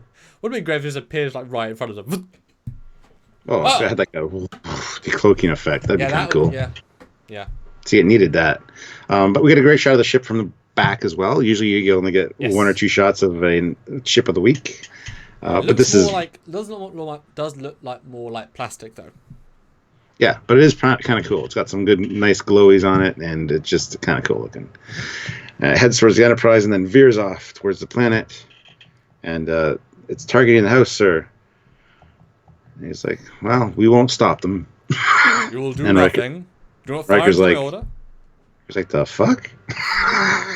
You can just see the look on his face. Yeah. They fire, destroy the house. The house has been obliterated. There are no survivors. Yeah. Picard stands up and says, "Prepare a photon torpedo, a single photon torpedo after that last barrage. Fire at the vessel when ready." Oh, it wins. Oh, wow. Yeah. And then Picard's like, "Riker, why are we still needed here?" "No reason that I can think of, sir." "Well, wait anyway." "Well, move us into a higher orbit and maintain surveillance on the planet's surface." I'll be What are we right- looking for? Anything, everything. And he storms off to his ready room. God, I would love to have the conversation after this. Like, that would have been some real tension. We have the god view, right? Because Wesley hasn't met the people. Everyone else on the bridge only thinks this is exactly what people are telling them. There's no other levels here. Only Picard has any suspicions. This, like, it's a good scene, and Picard's acting, I think, is very, very good here. Or Patrick's. It is, but as a captain, why is he doing this? This would be That's the moment. Yes. This would be a moment to call everybody in the conference room and go, "This is my suspicion. This is what we're going to try," just so everybody's on the same fucking page. Yep. Like it's not like it's a decision that has to be made within a minute, and you only have a minute, and it's just you don't have time to really kind of explain everything to everybody. Tell at least Riker. Tell maybe Riker and Data kind of get their input to see what they think, because usually that would be what would be happening at this point. Anyway. Yeah. Well, like I said, there's a moment when obviously he would tell them, and he's just not because audience. That's it. And it does let it down a bit. But see, he'd be culpable for this if it turns out that they actually got killed because of this, and his gamble was wrong. And later he'd just say to Riker, "Yeah, well, I figured, this is what was going to happen, and I was wrong." And Starfleet's like, "Well, you're kind of in shit now, aren't you?" It would just seem bad turning out that way. Like, he's gambling quite a bit on this. I know it's only 2 people that refused to leave. He did all he could. Well. But, and you're not going to put the whole Enterprise crew of 1,000 people in jeopardy to protect 2 people that don't want to be protected necessarily. So, it's kind of that weird, it's straddling a line. But I think the nonchalance of his acting, like, he looks if he doesn't care. Yeah. All of and maybe he doesn't want them to be culpable or responsible on him. But in other situations where there is a genuine plot where he's not thinking straight or he's taken over by an alien, you'd see everyone else saying, "Well, this was wrong. Why should we stop him?" But because he is in the right, there's no discussion there, and they could have done with a little bit of that. It's not important, but it's very interestingly acted. You can really feel. Mm-hmm. I think Picard is like 80% certain. More certain than I think he has a right to be. I think his gut is so strong. He's like, you know what? I will risk their lives in this hunch because I think there's only one of them. And I think he's fine. He's probably thinking the whole time, Q's just testing me. Oh! I'm expecting Q to show up any second. Now, that's interesting, actually. Yeah. That would have been a nice reference, actually. Wouldn't it have been kind of cool if he starts the next scene, right, he's in shadow, and he says, "Damn it, Q, if this is you." And then Riker walks in. That would have been a nice little gentle touch. Mm-hmm, mm-hmm. I don't have time for games, Q. Yeah, that's cool. Jeff Jacobs, $2, 100 likes. Hey. Groovy, baby. Let's get to a like-alicious 150. 117 of you here. If you haven't hit like yet, just hit like. People come in and out, so we could get over 117 likes like right now if you all hit the like button. So just make sure you've hit it. So yes. Thanks. We're almost done this episode. Yes. And then, why are we still here? There's nothing here. Beep. Something's here. What? It's very immediate. Yeah, we've been observing the planet very closely for 3 hours, and we've seen nothing. And the house is back. Yep. So it was only 3 hours. It wasn't like you would expect like 48 hours. And there's other times in other episodes where they wait quite a long time for something to happen. You're wondering why, what, how, and who. Because he clearly thought they left, but didn't bother sensing if they'd left. Mm-hmm. There's a weird, maybe he had to maybe in generating the alien ship, because they do say explicitly everything he makes is real, just not living, right? So maybe he genuinely did fire the energy of the weapons, which drained him, and then genuinely did blow up that entire piece of land. And so he was genuinely drained because it was a world-killing blast. And it took him 3 hours to build up enough energy to restore the location, and he didn't have energy to look into the heavens and see. He assumed, because why would you assume they stayed? Mm-hmm. Maybe, which makes him not limitless, just needs to recharge a little bit. Yeah. So then 3 hours isn't very long, but still advanced. Yeah. Oh yeah. So the house is back, and Picard's like, "So we're gonna beam them directly aboard the bridge, onto the bridge." And Data turns around, "But Captain, will they not protest? Let them." Yep.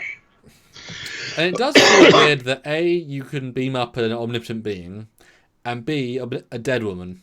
Well, he took the form of human, so I would assume he'd physiologically be just human. But still, he still has all the same powers, though. So he's human-ish with all the powers, and she's deadish with all the same thoughts. It just felt a bit easy to beam them up. Well, it's not her reanimated corpse. It's a new version of her. But it can also disappear. Created. It can disappear. Yeah, I know. So it's not permanent. It has to have him No. to sustain it. But he's got enough power that he can make it exactly who she is for whatever, right? I don't know why you'd give it a life sign, though. You don't know a life sign. Like she can be scanned and beamed. Therefore, it has enough of a, because you can't just beam. Why would he give her all of those traits that he doesn't even notice? Because he made her physically alive. So they would just register as a life form. That's all. It just seemed funny just being up. It's like, oh wow, okay, you beat them, cool. Because I assumed she couldn't go to the ship. That's why I assumed why she kept protesting.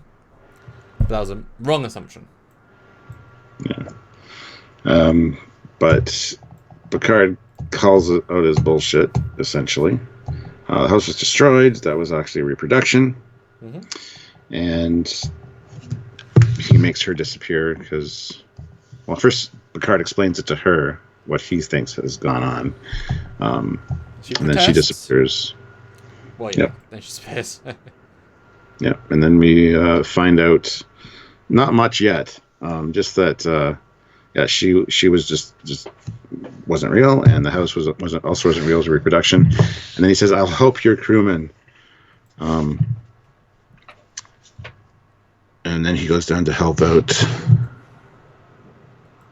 Hold on a second. Oh, no, this is all here. "I'll help your crewmen. What'll happen to me? You'll be taken to the nearest starbase and held responsible for the attack on the Enterprise and maybe for the deaths of 11,000 people." And she's like, "No, you can't take him. He didn't kill anybody."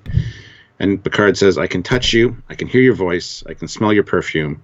And this is a scent-free workplace. So that's very offensive." And Data's like, "What is perfume?" Not now, Data. Yeah. It's an aphrodisiac. She wants to get it on later. But you do not exist. Yeah. But you do not exist. You died. He recreated you. And then he essentially turns into a thing and buggers off. And they're like, "He's in the turbolift shaft. Track him. Tell crew members to stay away from him." "What's he going to do, sir?" "Well, fuck. And, if my suspicions are correct, he's got someone he has to help first." So yeah, it is weird that he goes see-throughable being and yet uses a turbo lift. Yep, I think they're just heading down the turbo lift shaft. I don't know. Anyway, sure, it is a funny line. It's yep. like, no, he should say he's appeared in Troy's quarters. That makes sense. And then Beverly walks in, slightly concerned, but not really. And then the character becomes interesting. He's not the same grumpy old man. Now, I wish he'd been this much earlier, because he's interesting here. Yeah. And you can see the weight of stuff in his expressions and such that you don't get like the other time. Well, he says, "I've taken the music from her mind." And then Picard walks in and explains, "What is this?" Yeah. "I've lived as a human for over 50 years, but I couldn't hide from her." Talking about Council Troy. "I am a Dowd, an immortal being. I've lived in this galaxy for many thousands of years." So that line assumes he's from another galaxy, and he just kind of stopped by for a few thousand years. We find out about the Husnak, a species of hideous intelligence. They live only for aggression and destruction. When they started attacking the colony, I refused to destroy them. I will not kill. I tried to fool them, but that only made them angrier and more cruel. And then finds out that Rashawn went and fought with the colonists, like kind of going against him, and she died with them. Oh, Picard says, and she died with them. You were left alone. And he said, I saw her broken body. I went insane. My hatred exploded, and in an instant of grief, I destroyed the Husak. Beverly's like, well, why did you try to hide this from us? He goes, you don't understand the magnitude of my crime. I killed all Husak, everywhere. He goes on to say, is the love of a woman worth the destruction of an entire species? I tried to hide this from you. And then Picard says, we aren't qualified to be your judges. We have no law to fit your crime. And that's basically this scene. It's a great scene. Very well done. And his insistence that he will not kill gets really kind of irritating. There's a point where you're going to have to, I don't know. Anyway, but then after seeing her body, he goes insane, and his hatred builds, and his anger, and he just lashes out and kills all. In a second, he says. Which makes me think that he can reverse it. And what better way to go back on what you just did, unless it was so angry, just such a magnitude of power that you can't recapture it. Because if you feel guilty for destroying them all, you could bring some of them, or the homeworld or something back. But they wouldn't be real. That's the point. They'd be created by his energy that he's sustaining. Yeah, that's true. So they wouldn't mean anything. And so it's not like the Q. It's not like the Q where he can actually change existence. I think It's a difference. I mean, he can change it for the negative, but he can't reanimate life. He can just create living holograms in a sense. Yeah. Otherwise, he just would have brought her back to life. Exactly. Yeah. It's definitely his best scene by a mile. But it does feel... I didn't remember for a second the whole genocide bit. That was like a moment. Because I was thinking, like I said, wow, these Hussarks sound awful. Why aren't they in later Trek? And he says, I murdered them all. So, and the younglings and the... Jesus.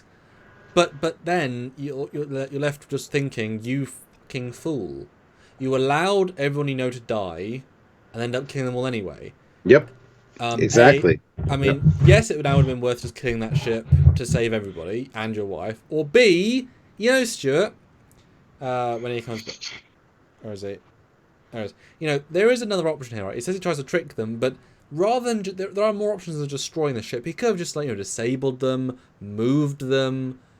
You didn't have to destroy the alien ship. You could just have disabled it heavily. It wasn't either... let them kill you or kill them. You could just disable them enough, or make them all forget about you, or transport them far away, or hey, maybe make a bigger ship. Maybe why don't you invent a Borg cube out of your mind to attack them, not kill them? Well, that's what he said. He tried to fool them and stuff, and it made them angrier. So I assume he did that. He created their ship for the Enterprise. I'm sure he tried something similar. He's got thousands of years' experience with millions of cultures, probably. He probably did something similar, and it just pissed them off even more when they realized that it wasn't real. I don't buy that. I think he learned through desperation that he can do this now with Picard. But Picard lost all their shield power in a single volley. If he could do that to them, I don't think they'd think this planet with no natural resources. Remember, they just destroyed the planet. They didn't take anything from it. They just killed for kill's sake. Is it worth your lives to kill for kill's sake? I doubt he used a big warship because he wouldn't think to go to violence. He's been living as a human. He just is a friendly guy. But now he saw violence, he could use it. And because the Husark are known to be vicious, he could use them. So I don't think he'd that much. But it just seems so strange. And yeah, he's the reason they died. 100% his fault. He absolutely should either have killed that ship or disabled it. I have no sympathy for him at all.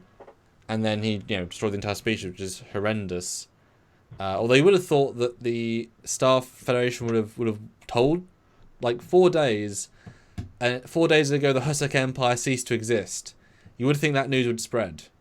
When zero signals. Do the ships still exist? Or are the planets destroyed? Or is it always just Avengers style where they all disappear? Is it people, place, and systems? Are there now 1,000 Hussark craft floating? Do they even know who the Hussark are? If they don't, why are they in Federation space? There's more questions there. They sounded interesting for a second. I always got the idea that the Federation didn't have a clue about them. Yeah. Possibly. Yeah. But Eugene, there was 250 rubles. Never understood why he would place a melody in Troy's head as a plot element. Troy being overwhelmed by godlike level of grief makes much more sense. Mm.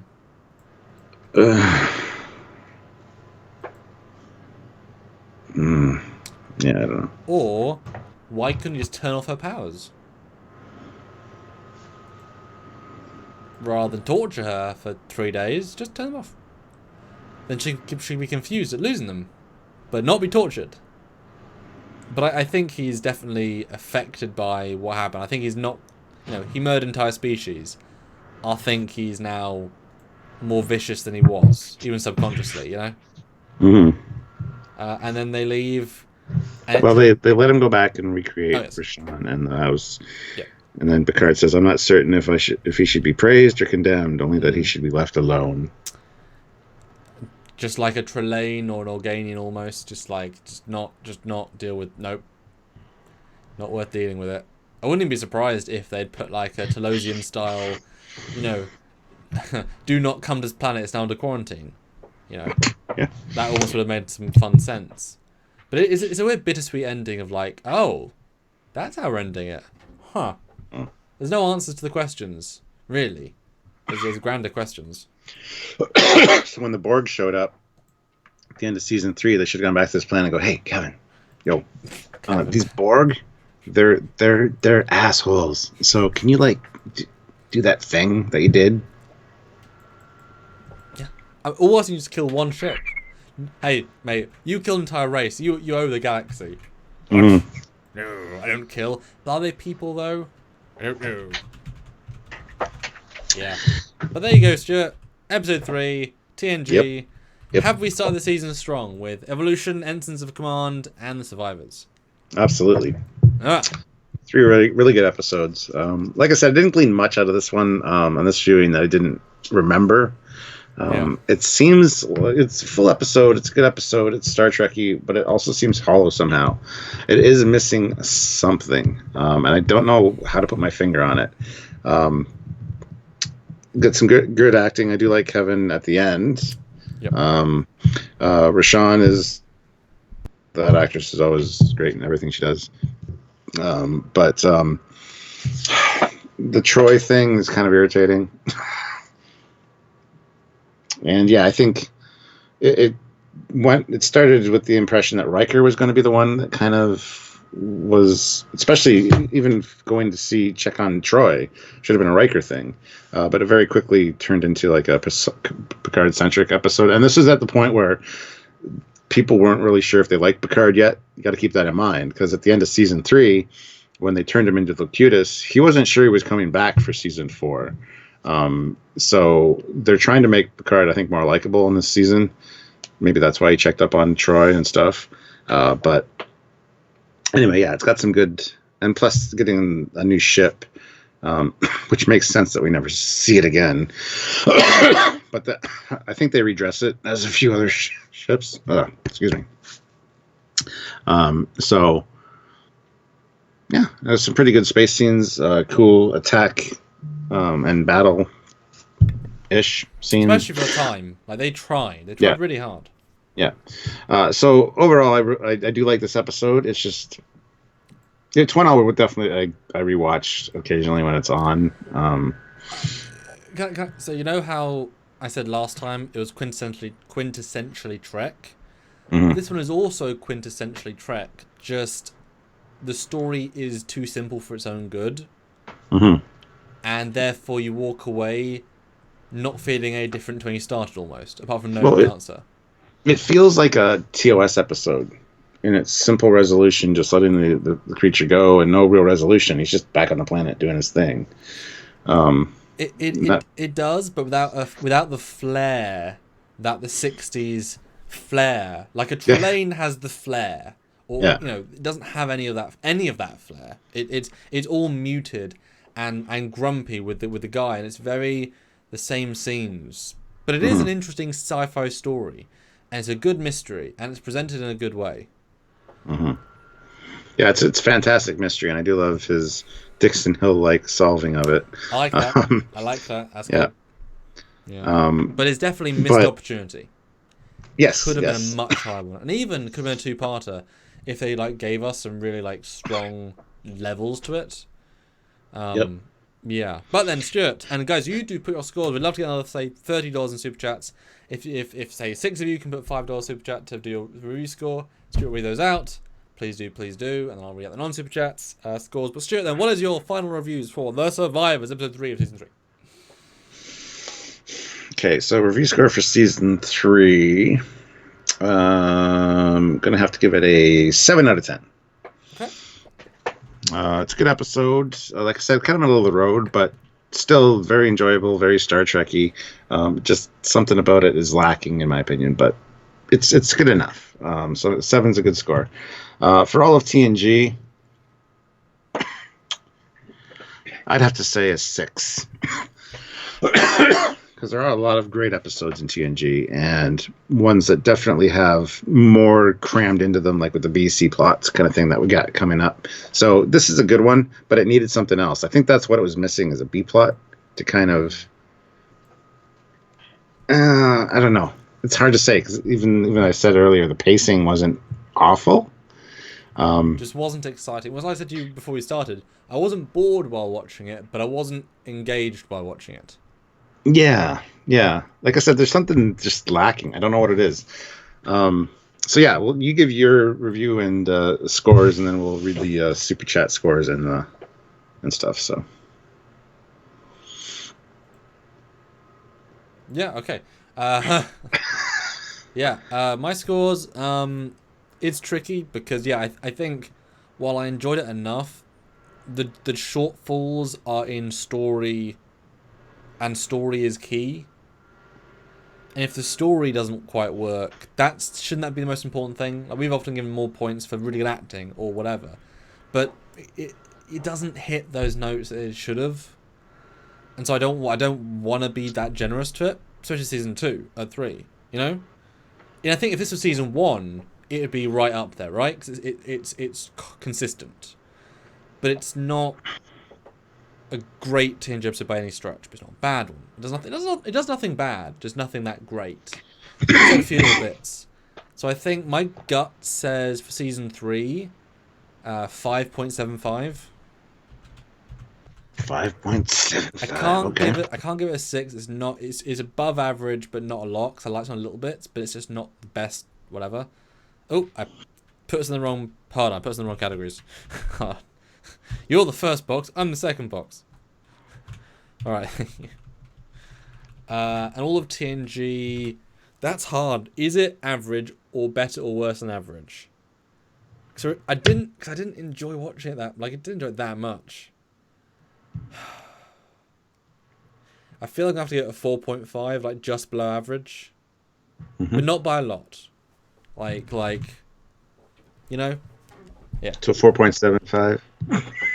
No, 4.5, which is funny then, because you gave last week basically the scores I just gave this. So I thought this was as good as you thought last week's was. Yeah, I didn't really enjoy much of last week's. So there you go, guys. So super chat your final thoughts, and you can read. All right, so Jarzia puts in $2, 7 out of 10 for season 3, 6.5 out of 10 for TNG. A decent episode. Jill, or I Admire Gall, puts in $2. Do we really need a rating system for the season anymore? And she goes on to say, now that we're in a good season. Oh. Yeah, there's a point where we got to kind of stop the season thing, I think, and just rate it as TNG. I don't know. That's a good question, Jill. We'll have to think about that. Yeah. So anybody else want to super chat their scores would be great. Like I said, if we could get a few more, that would be fantastic. But yeah, we'd appreciate any last little bit, guys. Yeah. Samuel, read some of your other scores there, I'm sure. I can do that. You can do that. You can do that. 9 out of 10, because Wolf wants D. Okay. 8 out of 10. 7 out of 10. Thanks, 7 out of 10. 9 out of 10 by Eugene. Really? That's surprising. 9 out of 10. So that's one of the best of Star Trek. Okay. You know, it's sad because you could easily make this one like an 8. Wouldn't take much. You know, really wouldn't. Mm-hmm. Yeah. 8 out of 10, 5.5 out of 10, 7 out of 10, 6.5 out of 10, 4 out of 10 for Matt Boardman. 7 out of 10, 5 out of 10, 7.5 out of 10, 5.75 out of 10, 9.975 rating by Hold Of. So this is in its top like 10 episodes of all TNG. By that logic, dude, hold of why? Because that's radically strong, considering there are at least more trombones. And Eugene says, I don't stack rank. I measure my enjoyment. That's what I tend to do too. My rewatchability factor is what I call it. Well, then I think my review stands even more. It's like, yeah, I enjoyed it. Okay. Yeah. You know. No, right. No. I love that. That's what makes the world great. Well, it's like I said to you last week. I love that this time we're going to have hopefully different top and bottom 5s as personal preference comes in. I'm really looking forward to that. Yeah. Good tea, nice house. Hello. $5. Well, I'm never a fan of Troy's over-the-top emotional episode in TNG. I give it a 7 out of 10 as it felt like Trek. Oh, absolutely. And I admire Gall puts in $2. I rate the Worf quips in this episode 10 out of 10. They are, yep. They certainly are good. No, they definitely, whoever wrote this likes Worf. You know? You can tell. Yeah. I love the look on his face when it comes out from behind the one moon. He's like Captain, I'm sorry. I feel like an idiot. Stake my reputation on it. It's like, I messed this up, I know. I'm sorry. Without saying anything, Brett Picard's like, it's fine. Yeah. No, it's good. Yeah, it's a... Yeah. So there we go, guys. That is episode 3 of season 3. The 33. A lot of season left to go. And maybe best yet to come. Who knows? I think we'll do episode reviews Wednesday and Friday this week. Okay. You think it's a good idea? And I don't know what we'll do Tuesday, Thursday. But next week, the following week, we'll have another special guest star. Let's put it that way. We're gonna tease you. Let you know closer to the end of the week once we've got a day and stuff locked down. It'll probably be Wednesday again next week, but we'll see. We'll probably have to do another teaser video as well. Oh, dear. Yeah. It's fine. It's not fun. I know. It's just that kind of things. So Tuesday and Thursday, not sure what we're doing live-wise, or if we'll skip those days. I don't know. We'll see. But Wednesday will be the episode 4, and then Friday will be episode 5. So we'll try to get like 3 in this week and move along so that I can see us getting to like 4 episodes to the end of season 3, and all of a sudden Discovery season 3 will start, and then we'll have to do that, and then we'll come back to the last 4 episodes. Or like we'll hit Best of Both Worlds, then oh no, we can't do part 2 for 2 months. Oh no. Oh, that'll make people feel like they did back in the day, having to wait for the new season. Oh, wouldn't that be funny to start end Best of Both Worlds part 1 and then jump to like Voyager? You'll feel attention like we did back in the day. We should do season. Well, we can't do it now. Season 1 of TNG, season 1 of Deep Space Nine, season 1 of Voyager, and loop around to season 1 of TOS. God. Problem is, you wouldn't feel any evolution of the people then. You'd lose all of that. I know. That's why we do it. That's why we're doing it. Eugene, 150 rubles. I keep hearing that Discovery season 3 episode names are announced. Any info on that? I haven't heard anything about that. I don't know if Samuel has. Yeah, I saw an article that said I think the first 6 have been discovered, leaked, whatever, and they were fine. I mean, who's to know the validity? Like I've said to you before in private, if I was to make a new email account and email certain people with implying that I'm someone important and give information, I could get rumors spread. It is that easy. So until we have something more formal, there's no point really discussing stuff because we don't do clickbait and we don't do stuff that we're not confident on because, we're not, we could milk the system, but we don't. We like to make content instead. Commander Thrib says they have, question mark. There is an episode called Unification Part 3.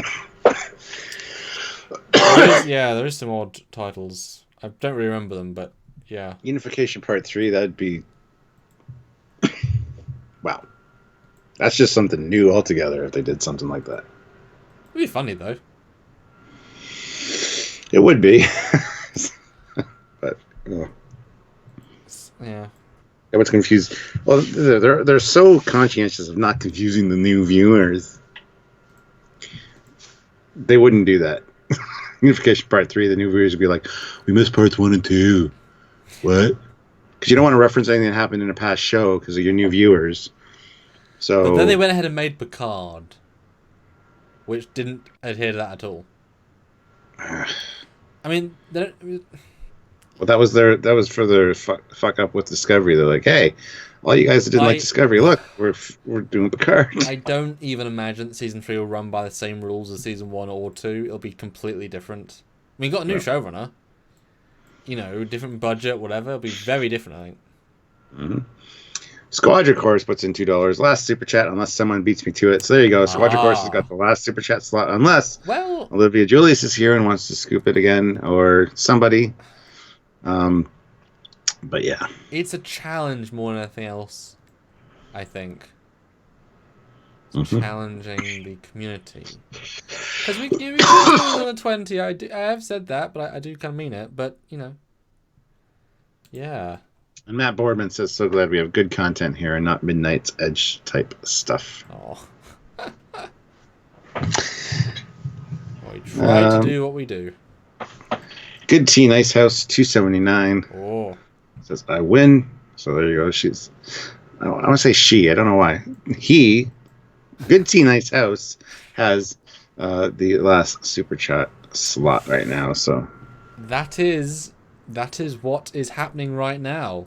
And it would be appropriate for them to win because the title of, their name there has been around for a long time on this channel, and it refers to this episode. So, and then Mark Lawrence, while I was saying such a nice thing about Good Tea Nice House and how they should win, he scoops it with $5. Oh, super chat. That's what I forgot to do. Thanks, Mark. Hope you're doing well. Hope you're doing well. Yeah, well, I guess we'll see you soon. I'm going to do bits and bobs. Just going to do bits and bobs. I think we're both more awake than we started, so that's nice. And you've got a lot more day than I have. Yeah. What are you going to have for dinner then? Still a lot more to do. I have no idea. Are you ordering hamburgers? Are you ordering hamburgers last night? Or are you, we're ordering quite a bit, yeah. Is that to help the local chains, or you can't be asked to, as in, like, don't want to go to the grocery, or? Well, we're doing the grocery pickup thing where we call our order in and then we just drive to the place and you open the trunk. There are still places for that? Oh, yeah. Oh, wow, no. Walmart and stuff, a lot of places here are doing that. You call your order in, they bring it out to your car when you get there. I mean, I guess you have... Curbside delivery. I guess you have a bigger city and therefore more... and obviously you have more supermarkets because you're America, well, you're Canada, but you know what I mean? They're that side. Literally, both of the major chains haven't had delivery slots for 3 weeks. As soon as the PM said, try and buy them online, within the week, all the companies said, please stop buying online, there isn't enough spaces. And now they said, if you can, go to the stores, because there hasn't been a single slot for 3 weeks. So you cannot get them delivered. You just can't. The stores are still open, a lot of them. You can go in, but you have to maintain social distancing, so you have to wait outside. A certain number of people let in, and you have to be in the six foot between people lines, which are ridiculously long. And so when we ordered our groceries, it was ready in 2 days afterwards. So wow. That's good. So just make sure you have a day or so there. But then you do like skip the dishes or dine dash, where you make your order for Subway, McDonald's, whatever, and then a driver goes and picks it up, and it's in a sealed baggie, and they deliver it to you. They set on your front step because it's all paid for, including tip and everything. So yeah, we've been doing that kind of stuff. Yeah, they all closed for us, so. Oh, shitty. Yep. Ain't nothing open. But I went to the store today to get dinner for today, and there's pasta, there's toilet roll, there's soup. So there's no real sign of anything now. You can get anything you want, completely. So. It's been like that for a while here. Yeah. But Anyway, so I guess Mark Lawrence got the last super chat slot. So thank you, Mark. We appreciate that. We gave you a chance and no one else came. That's okay. Have a great everything else. See you probably tomorrow, and then have a safe time. Right. Check tomorrow. I don't know if we'll have a live tomorrow or not, but check the Facebook page group thing. Yes. Bye, guys. Bye all.